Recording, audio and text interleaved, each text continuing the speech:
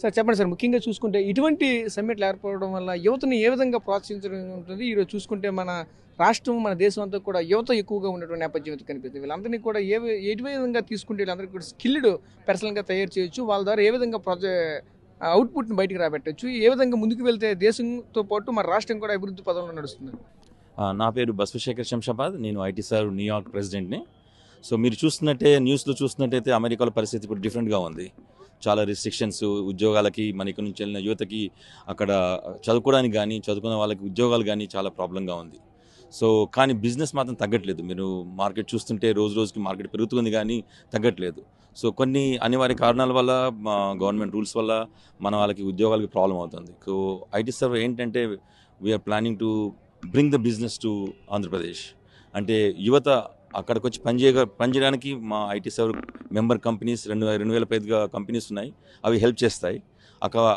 America రాని వాళ్ళకి ఇక్కడ వైజాగ్లో మనకు ఐటీ సేవ టవర్లో ఉద్యోగాలు ఏర్పాటు చేయడానికి ప్రయత్నం చేస్తున్నాం. సో 2 విధాలుగా అమెరికా వెళ్ళినా, అమెరికా వెళ్ళకున్నా ఉద్యోగాల కోసం ఏమాత్రం కొదవ లేకుండా ఐటీ సేవ కంపెనీస్ అందరికీ ఉపయోగపడేలాగా డెవలప్మెంట్ చేస్తారని ఆశిస్తున్నాం. అంటే ఈరోజు మనకి ఇక్కడ సంబంధించిన విశాఖపట్నం సంబంధించి ఒక ఐటీ హబ్ కూడా రానున్న రోజుల్లో రాబోతున్న నేపథ్యం అయితే కనిపిస్తుంది. ఇప్పటికే డేటా సెంటర్ సంబంధించినటువంటి అన్ని అప్రూవల్స్ కూడా ఒక పక్క చేసామంటూ ఆల్రెడీ ఇప్పటికీ మనం చెప్పుకోవాల్సిన నేపథ్యం అయితే కనిపిస్తుంది. ఇక్కడ ఈ డేటా హబ్ రావడం వల్ల యువతకి ఎటువంటి ఉపాధి లభిస్తుంది అంటారు? దాని కారణంగా ఎటువంటి కంపెనీస్ కూడా చుట్టుపక్కల రావాల్సిన అవకాశం ఉంటుంది? ఇంతకుముందు విశాఖ యూత్కి బెంగళూరు కానీ, బాంబే కానీ, హైదరాబాద్ కానీ వెళ్ళాల్సిన అవసరం పడేది.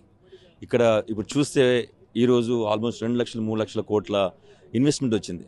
దాని అర్థం ఏంటంటే ఫ్యూచర్లో ఇక్కడ చాలా జాబ్స్ డెవలప్ అవుతాయి, చాలా జాబ్స్ క్రియేట్ అవుతాయి. మనం ఎక్కడికి వెళ్ళాల్సిన అవసరం లేకుండా జాబ్స్ మన దగ్గరికి వస్తాయి. So quality jobs and good salary making jobs ఇక్కడే వైజాగ్లో అవైలబుల్ అవుతాయని ఆశిస్తున్నాం. చరిత్ర సృష్టించినోడు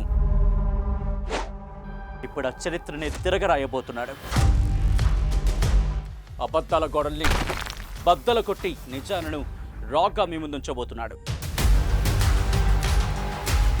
నిజమైన వార్తల కోసం వెంటనే డౌన్లోడ్ చేసుకోండి రా యాప్ని.